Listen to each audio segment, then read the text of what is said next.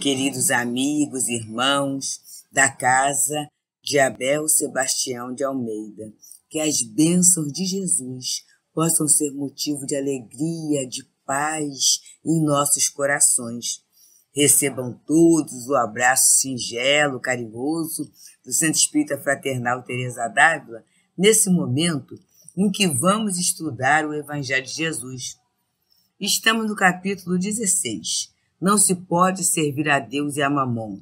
E para quem não sabe, Mamon, segundo o dicionário Enciclopédia Luso Brasileiro, Lelo Universal, no volume 3, fala que Mamon é o deus das riquezas, Deus das riquezas entre os sírios. Nome que os evangelhos dão ao demônio das riquezas e ao demônio em geral. Então é essa a ideia, nem tudo se pode servir a Deus e a Mamon. E o primeiro tema para nós é salvação dos ricos. Ninguém pode servir a dois senhores, porque ou odiará um e amará o outro, ou se prenderá a um e desprezará o outro. Não podeis servir a Deus e a Mamon. Está assim sintetizado em Lucas, capítulo 16, versículo 13. Mas temos uma passagem muito boa, muito interessante, em que diz assim: Então, um jovem aproximou-se de Jesus e disse: Bom mestre, que devo fazer para adquirir a vida eterna? Jesus lhe respondeu: Por que me chamas de bom? Apenas Deus é bom. Se queres entrar na vida, cumpre os mandamentos. Que mandamentos? Pergunta o jovem.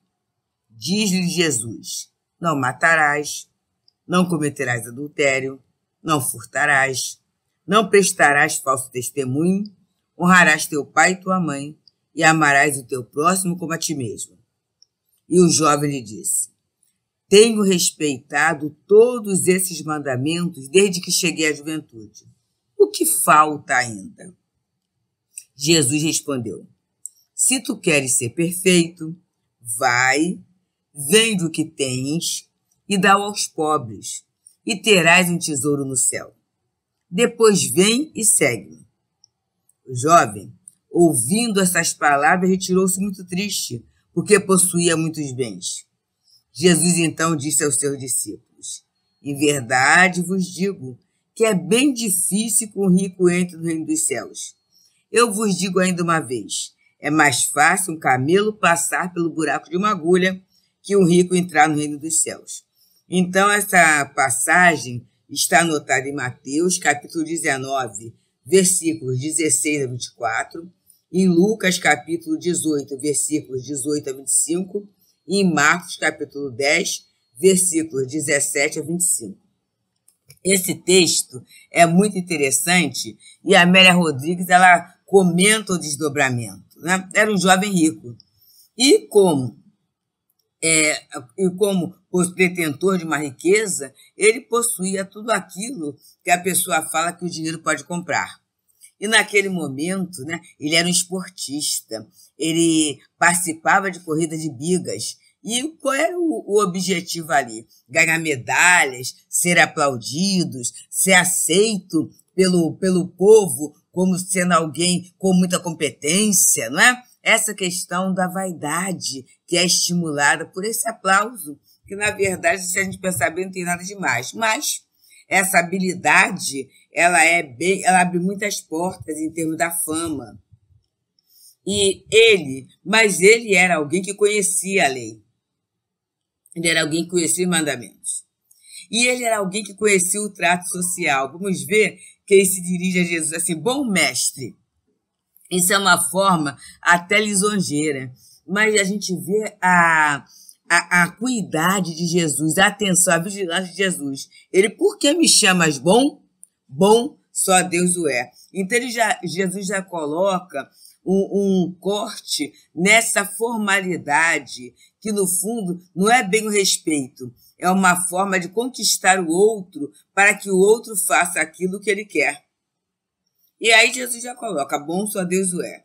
E aí Jesus fala os mandamentos, ele fala que tem cumprido os mandamentos desde novinho. Então Jesus fala: se queres ser perfeito, vai, vende tudo que tens, dá aos pobres, depois vem e segue. Faze isso e viverás. Aí era difícil. Que aí Jesus mexeu em algo que é o apego, gente. E não é só o apego à fortuna, não. Muitas vezes nós somos apegados a hábitos. Quantos companheiros que muitas vezes deixam uma tarefa no bem, ou até uma tarefa mediúnica, porque tem o hábito de dormir à tarde, tem o hábito de ver determinadas séries que fica até tarde da noite, e aí no outro dia não consegue acordar para a tarefa cedo. Uma série de questões que, no fundo, vão se tornando um apego, vão se tornando um objeto de compulsão. E aí eu troco tranquilamente, porque na minha cabeça eu coloco que eu não posso viver sem aquela atividade, eu não posso viver sem aquilo. E aí Jesus fala desse reino dos céus, né, que ele é leve, né? Ele tem a liberdade, ele fala do desapego. Ele não está falando do ter ou não ter, mas é aquela situação em que, se eu tiver que optar por algo melhor, naturalmente eu deixo aquela questão material, sem considerar que eu estou perdendo alguma coisa e sem cobrar de alguém alguma coisa. E a Amélia Rodrigues, ela conta, agora me perdoem, meus companheiros, eu não sei se é na primícia do Reino pelos Caminhos de Jesus, mas é numa dessas obras, conta que o rapaz, ele estava muito preocupado que ele tinha uma corrida de bigas. E aí estava tudo preparado, né? Ele já lá no controle dos cavalos correndo, de repente, um dos cavalos tropeçou numa pedra. E no que ele tropeçou, né? Foi aquele efeito dominó, né? A carruagem, tudo foi cair no chão e ele acaba desencarnando. E aí, nesse momento, é encarada a vida, né? Vem, faz isso e viverás, como uma questão da vida física. Mas a gente sabe que Jesus falou sobre a vida material. Que como uma corrida de bigas ou não, ele desencarnaria. Ele fala da vida moral, porque assim o prazer, essa alegria que a vivência, a frequentação social, as questões materiais nos dão, elas são agradáveis, são, gente. Ninguém está tirando o valor disso, não. Quem não gosta de uma festa? Agora mesmo estou lembrando saudosamente daquele chá lindo que a Casa de Abel faz, não é? Na casa de festa. Que momento bonito de confraternização, de beleza. Então, é um momento muito bom, em que se está ajudando a casa e está num lazer muito saudável. Isso é bom. Mas, com certeza, estamos saudosos que o ano passado nós não tivemos essa atividade, não foi? Mas, com certeza, a Casa de Abel continuou. Primeiro a Rádio Abel, depois a TV Abel, e o trabalho está continuando. E esse trabalho é que nos sustenta. Esse trabalho é que mantém até a fraternidade entre os companheiros, porque a gente vê um, a gente vê outro, a gente lembra da casa, a gente lembra dos locais, dos setores da casa, a gente lembra da evangelização, e tudo isso, né, é uma saudade construtiva e uma saudade moral. E isso fica na nossa vida. Isso fica, é uma marca na nossa vida. Então, isso é vida. E a gente vai levar pela vida de espírito. Agora, as questões materiais, o que é que fica de um chá, meus queridos? É o que a gente come? É o que a gente ganhou no sorteio? Na verdade, não, a gente vai usar isso, né? Vai ser um momento bom. Mas vai ficar o quê? A confraternização, a alegria, o trabalho intenso daqueles companheiros para organizar tudo e oferecer a cada um de nós o conforto, não é? Essa situação, isso é que vai ficar para todos nós. Então, nesse primeiro momento, Jesus ensina o desapego. Aí depois tem um outro item que é preservar-se da avareza, que é o item 3. Então, um homem falou do meio da multidão: Mestre, diz a meu irmão que divida comigo a herança que nos coube. Mas Jesus lhe disse: Ó homem, quem me designou para vos julgar ou para fazer as vossas partilhas? E acrescentou: Tende o cuidado de vos preservar de toda a avareza, porque em qualquer abundância em que o homem esteja, sua vida não depende dos bens que ele possua. E aqui a gente já pode parar um pouquinho Porque muitas vezes a gente quer nos espíritos árbitros, juízes, para essas nossas questões materiais, né? A resolve. E vamos colocar, muitas vezes, sem nenhuma necessidade. Eu já tenho a minha casa, mas eu quero uma outra. Eu já tenho o meu salário, mas eu quero um outro. Eu já tenho, percebemos. E aí ele fala que a vida de um homem não depende da abundância dos bens que ele possua. Sabe por quê? Nesse período mesmo de pandemia, nós vimos isso. Eu posso ter um closet, guarda-roupa, com muita roupa, muito calçado. Mas naquele período que todos nós ficamos trancados dentro de casa, isso tinha algum valor? Não tinha. E a gente teve até que movimentar algumas coisas, né? Por exemplo, sapato. Se o sapato ficar muito tempo sem uso, tudo isso, por melhor que seja a sua qualidade, ele acaba sendo danificado. Então, quantas coisas nós tivemos que passar à frente por falta de condição de usar? Roupas de festa, então, até casas que vendiam e alugavam e tudo fecharam porque foi algo que não dava para usar. Então, mas a gente continuou vivo? Continuou. Então, para dizer que a nossa vida independe da expressão da nossa riqueza material. Independe. E aí, Jesus conta essa parábola que é fantástica. Ele diz assim: havia um homem rico cujas terras tinham produzido abundantemente. E ele se entretinha com esses pensamentos: que farei? Pois não tenho lugar onde possa guardar tudo o que tenho que colher. Eis o que farei, disse ele. Demolirei meus celeiros, construirei outros maiores, e nele colocarei toda a minha colheita e todos os meus bens. E direi à minha alma, tens bastantes bens de reserva para muitos anos.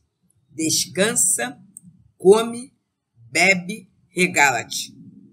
Deus, porém, ao mesmo tempo disse ao homem: insensato que és! Esta noite mesmo virão em busca de tua alma. E para que servirão as coisas que ajuntaste?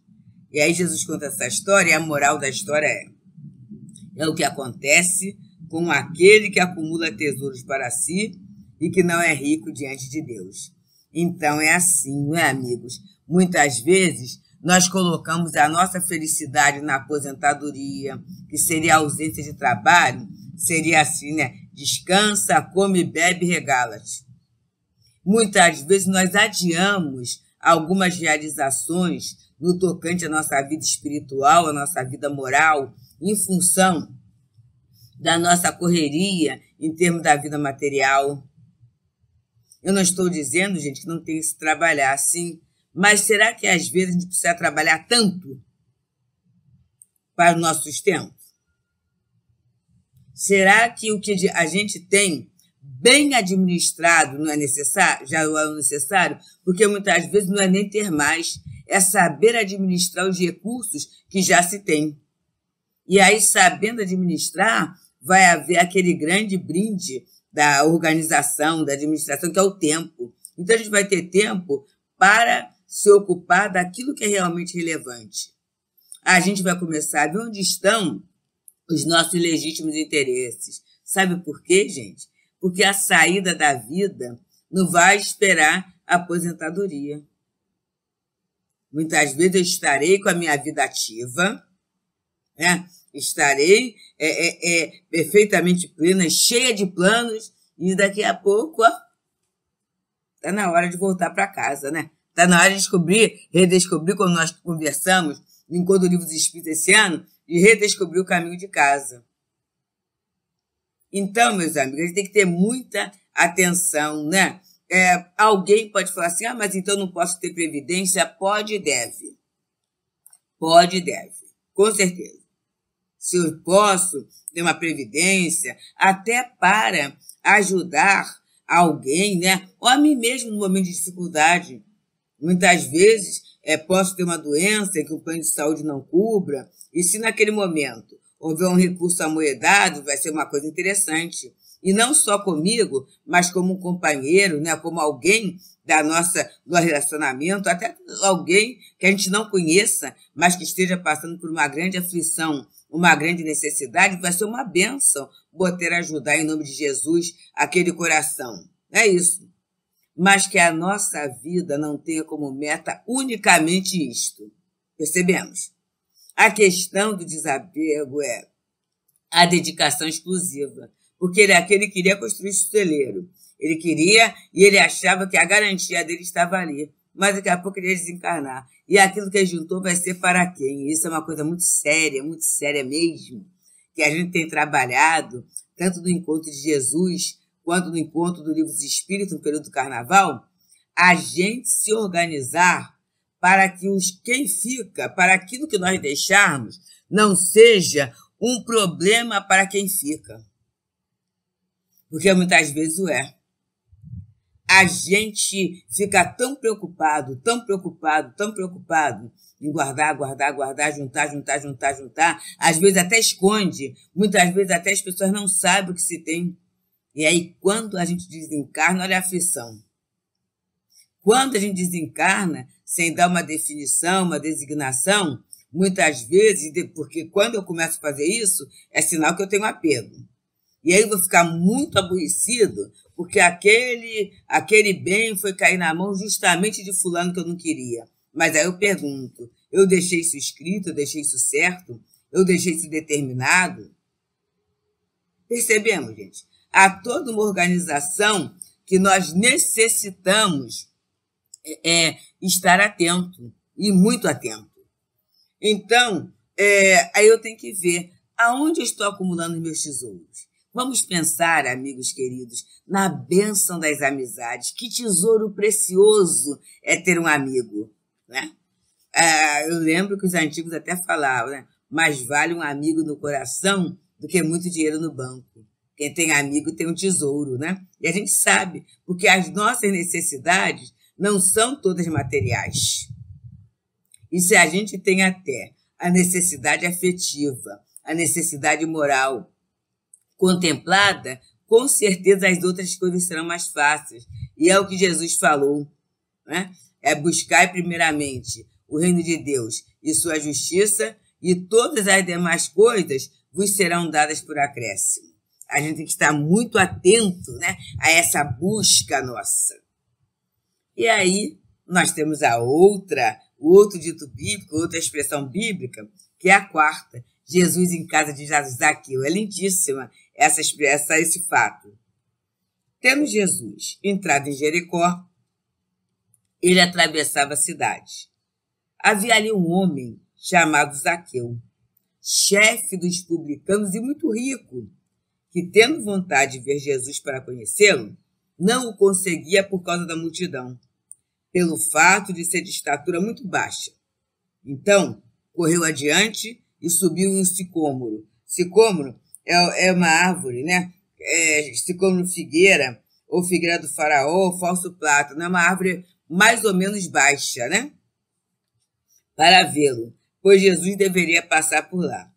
Chegando àquele lugar, Jesus dirigiu seu olhar para o alto e ali o viu e disse: Zaqueu, desce depressa, porque é preciso que eu fique hoje em tua casa. Zaqueu desceu rapidamente e o recebeu com alegria. Vendo isto, todos murmuravam, dizendo: ele foi hospedar-se na casa de um homem de má vida. Entretanto, Zaqueu, pondo-se diante do Senhor, lhe diz: Senhor, eu dou aos pobres a metade dos meus bens. E se causei danos a alguém, seja no que for, eu lhe restituirei 4 vezes mais. Ao que Jesus lhe disse: essa casa recebeu hoje a salvação, porque este também é filho de Abraão. Porque o Filho do Homem veio para procurar e salvar o que estava perdido. Esta parábola, ela está anotada, né? Essa passagem, desculpe, foi anotada por Lucas, no capítulo 19, versículo 1 a 10. E aqui é muito interessante, né? Eu gosto muito quando Divaldo, né, ele descreve a figura de Zaqueu. Ele diz que Zaqueu era baixinho, obeso, então, e detestado, né? Porque a posição de publicano como cobrador de impostos era uma posição mal vista. Aquele julgamento que as pessoas têm, né? Tudo que essa criatura tem foi porque roubou. Nem sempre é assim, mas essa ideia passava, né? Até porque o imposto era uma coisa muito desagradável para ser pago. Até hoje a gente não gosta muito, não, acho. Então, ele era considerado de má vida, mas era muito rico.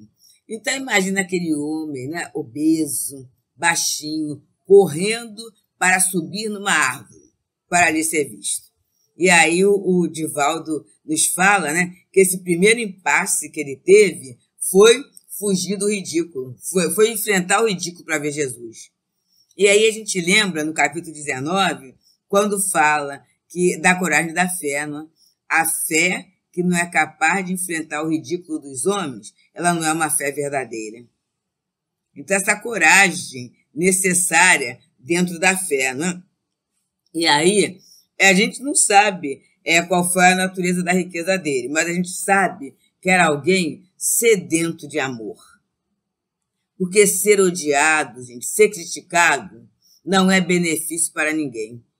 Então, a gente imagina a dor de Zaqueu de não ser querido, de ter uma ocupação que não era bem vista pelo povo. No outro dia eu conversava com uma pessoa que tem uma tarefa,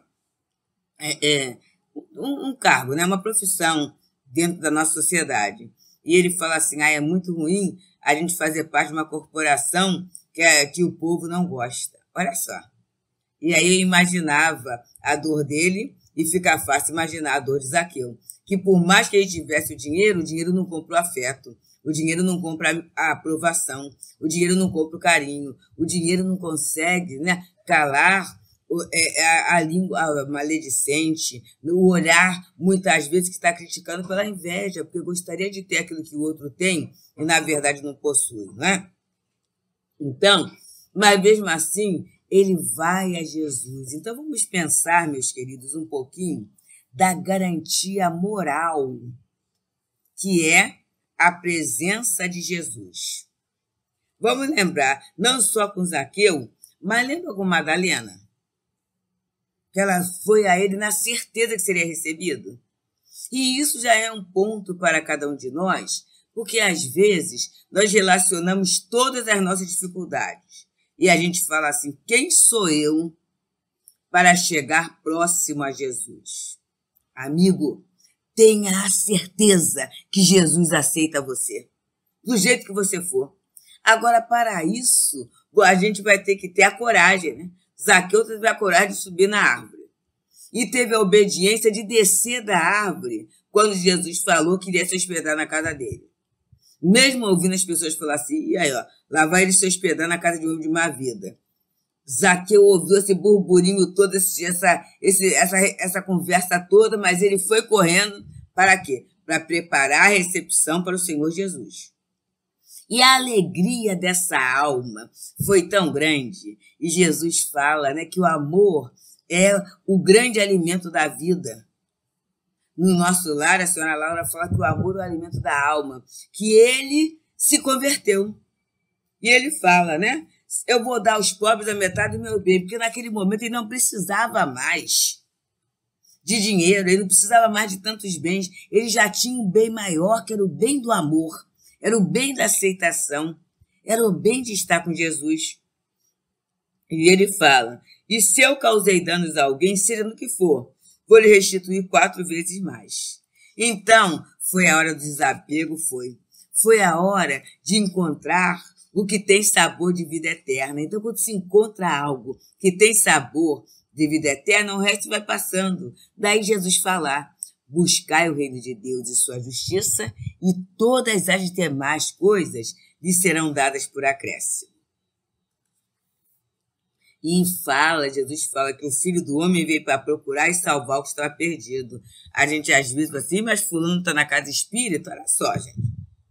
E até a nossa posição, nós estamos no trabalho porque necessitamos para estar de pé.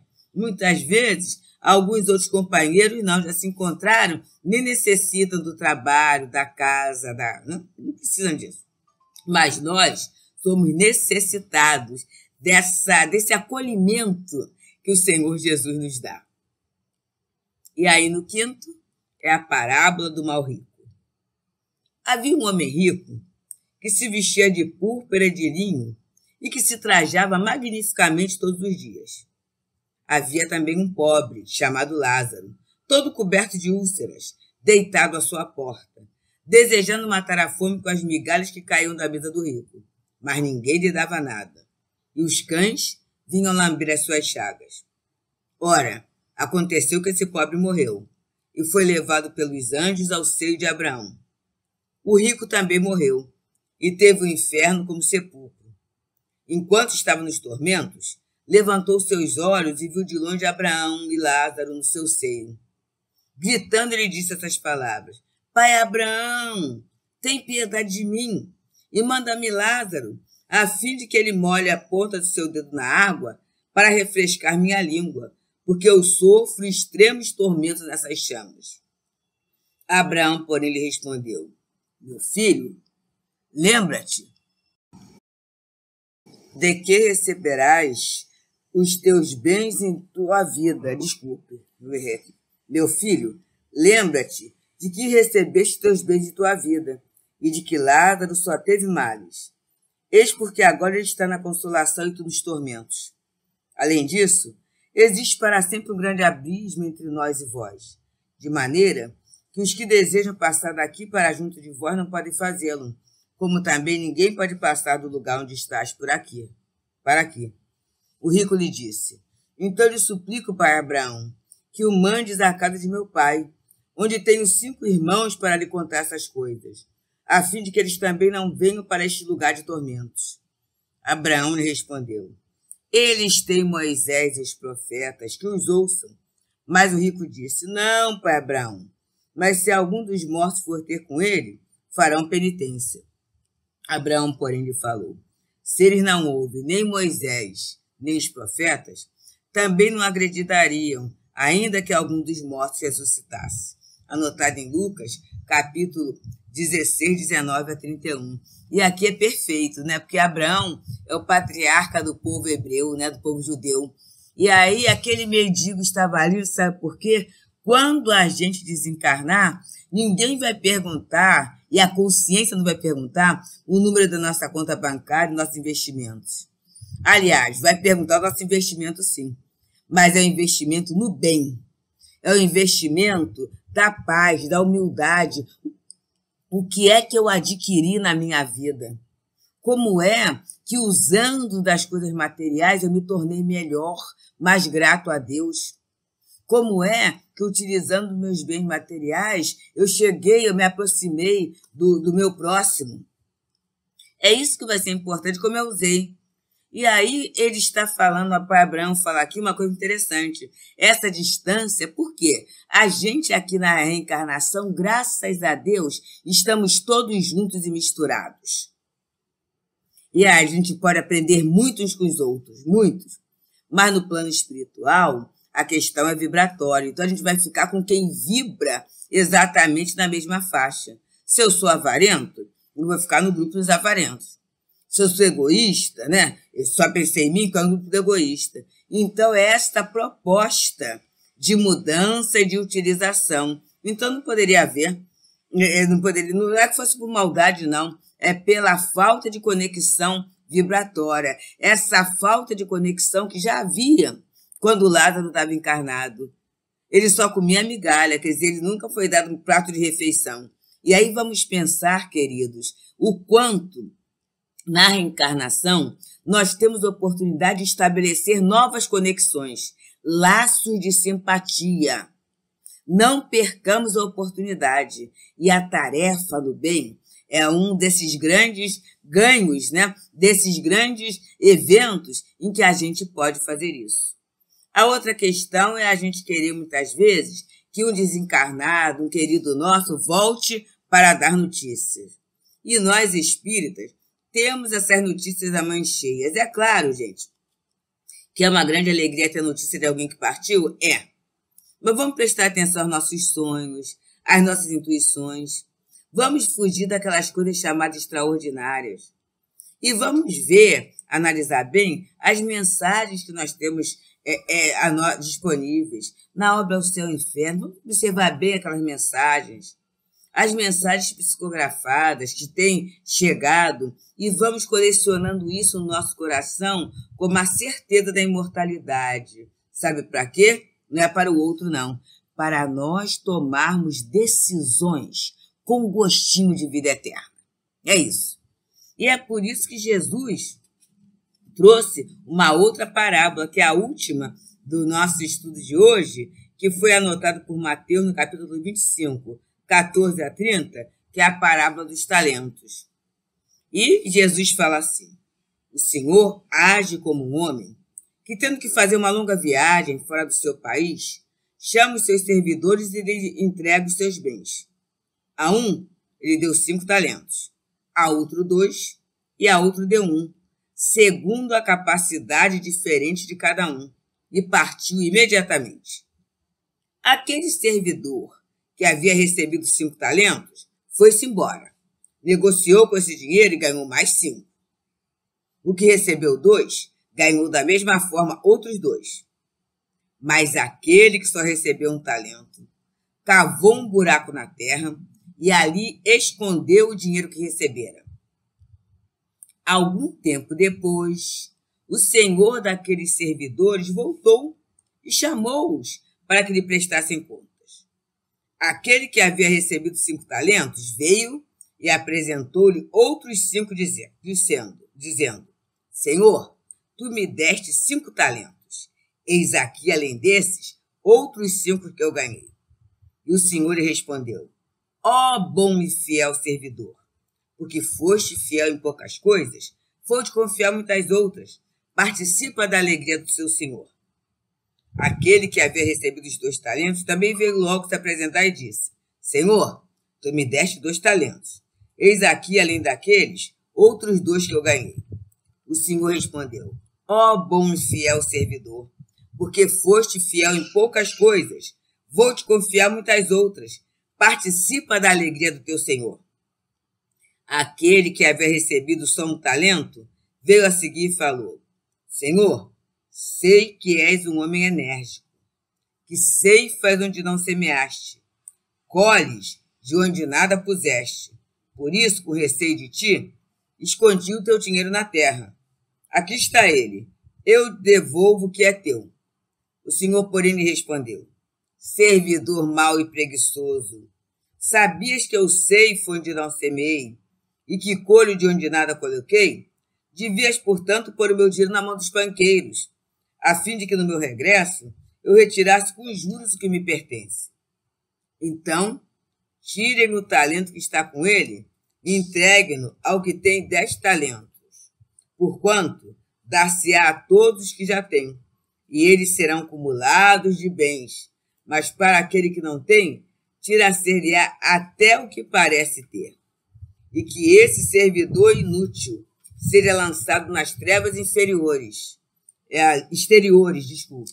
ali que haverá lágrimas e ranger de dentes. Então, se está anotar essa parábola está anotada em Mateus, capítulo 25, 14 a 30.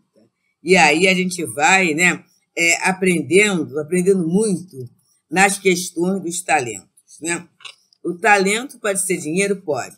Mas pode ser também as possibilidades que nós trouxemos. E aí, como a gente vive numa diversidade, a gente conhece criaturas que têm os 5 talentos. Né? Só que é interessante que é olhado para a gente assim, gente. É empréstimo. É empréstimo para usar.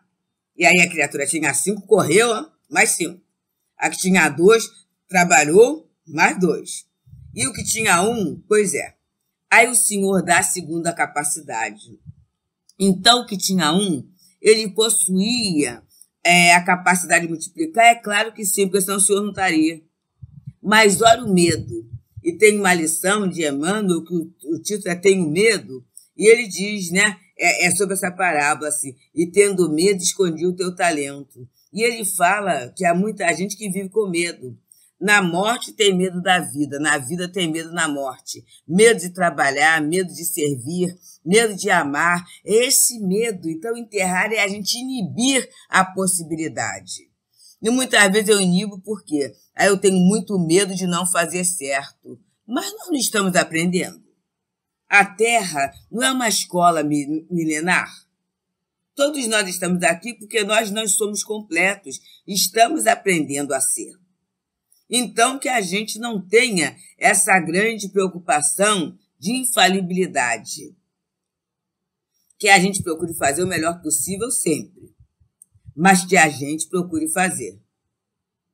Porque muitas vezes é nessa situação do outro ver a nossa fragilidade, ou de não acertar, ou de não fazer a contento, que a gente acaba enterrando o talento, e aí no momento que o talento é enterrado, vai ser dado para quê? Para aquele outro que tem condições de fazer. Isso acontece na nossa vida, meus amigos. Quantas vezes a gente perde um emprego, a gente perde uma tarefa, porque a gente teve esse grande medo. E aí daqui a pouco eu reclamo assim, foi para fulano. E a gente tem até uma questão que no meio espírita é muito falado, né? Quer pedir uma coisa e ter dúvida quanto ao atendimento, pede a quem tem tempo. Quer pedir alguma coisa e ser atendido, pede a quem não tem tempo. Por quê? Porque a criatura que tem pouco tempo, ela aprendeu a administrar. E aí, quanto melhor, né, é a administração que a criatura faz do próprio tempo, mais possibilidade ela tem de fazer mais e melhor. Porque a prática, na prática, no exercício, que a gente vai desenvolvendo habilidades. É isso. E a reencarnação é um grande exercício, é uma grande oportunidade de desenvolvermos as nossas habilidades. Muitas vezes eu acho que eu não preciso aprender mais, porque eu já estou aposentado. Mas eu não estou aposentado da vida. Eu tenho chances para caminhar mais e melhor. Sempre. Então, meus amigos, esses primeiros 6 momentos do capítulo 16 do Evangelho segundo o Espiritismo, não se pode servir a Deus a mamon, a salvação dos ricos, a preservar-se da avareza, que é a salvação do rico, foi a história do jovem, preservar-se da avareza é aquele pedido para a herança ser dividido, Jesus em casa de Zaqueu, a parábola do mal rico dos talentos, é um grande ponto de reflexão para as nossas riquezas. Como estamos usando as nossas riquezas? E observemos a riqueza do tempo. E eu sempre que trato desse capítulo, eu gosto de trazer de Maria Dolores uma poesia cujo título é Todos Ricos. E ela diz assim: não digas a uma irmã que nada tens, ante a dificuldade em que te recriminas. Na grandeza do mundo, com que Deus nos resguarda, observa o valor das coisas pequeninas. Reflete na semente diminuta, na terra áspera e seca em que se enfresta. Apesar do deserto que a rodeia, pode ser o início da floresta. Pensa na gota medicamentosa ante a dor convulsiva de impacto violento. Simples gota, lembra a pétala de rosa, acalmando o poder do sofrimento. Olha a mansão moderna, elevada ao brilho da terra enobrecida e renovada. Como seria pobre em força e segurança sem a presença humilde da tomada? Se um dia atravessaste a noite espessa, tateando sem rumo dentro dela, conheces como é triste a escuridão e quanto vale a chama de uma vela. Não digas a uma irmã que te sentes inútil. Não existem no amor donativos plebeus. Tens contigo a força da esperança, o sorriso de paz e a proteção de Deus. Então, queridos, que cada um de nós observe com carinho, com cuidado, o talento que Deus colocou em nossas mãos, nessa encarnação ou até neste momento. Muitas vezes eu andei distraído uma encarnação inteira, mas vamos ver nesse momento, no dia chamado hoje, no tempo chamado hoje, o que é que eu tenho em minhas mãos. E como eu posso multiplicar Isto que me foi concedido para o meu crescimento, para o crescimento do meu irmão, em benefício do meio em que eu sou convocado a viver. Pensemos nisto, amigos. Muita paz, que Jesus nos abençoe. Muito obrigada pela oportunidade.